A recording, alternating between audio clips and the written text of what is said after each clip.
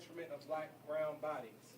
We're even victims of it ourselves within our own community about this kind of like on display visual of black bodies being beaten up, you know, Ivy World Star fight compilations that you probably have watched within the last week.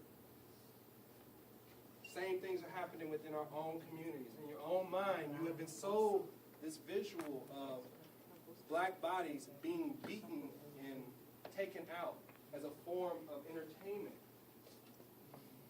Sold. And they've digested it, and it's a part of your identity now. And you have to question, why is that? Why do I like watching my own people being pummeled in the street?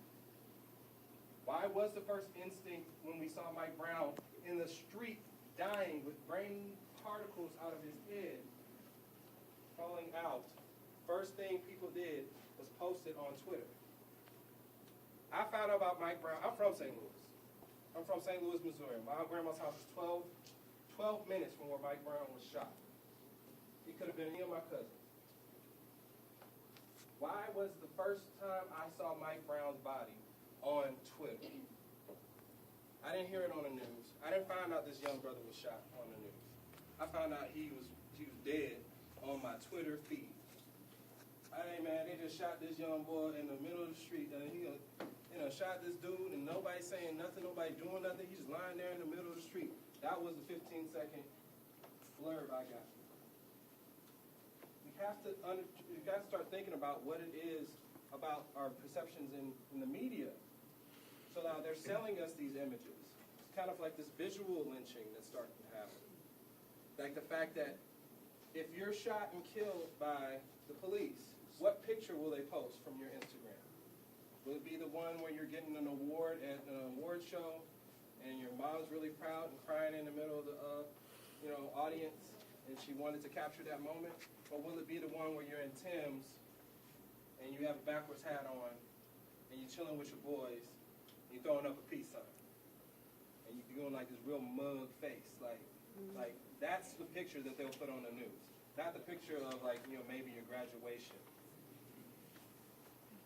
Or something that you were doing successfully or being awarded for. That's what those posters are meaning. And the second one actually mentions to no more white-on-white crime.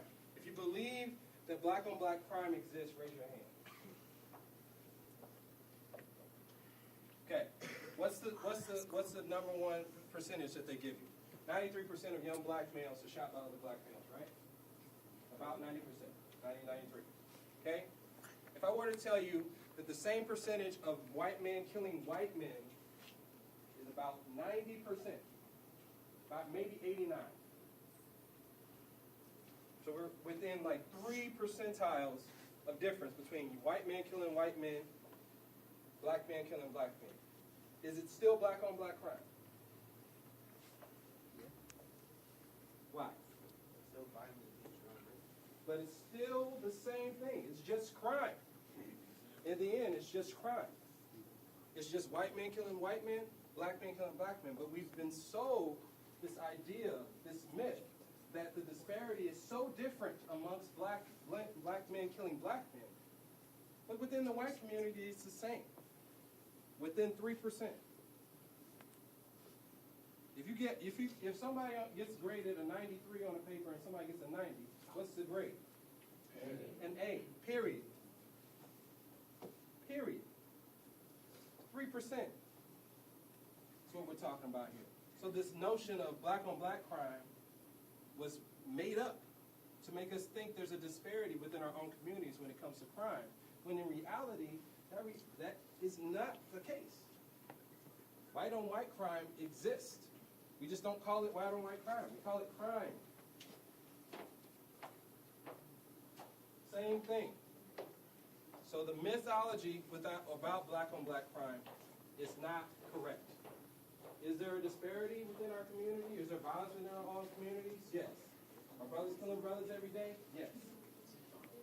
But are white men killing white men every single day? Yes. Yes. Very much so. Okay? So that's kind of what their posters are provoking. Any other questions? Last tidbits? I don't know how we're doing on time. We okay?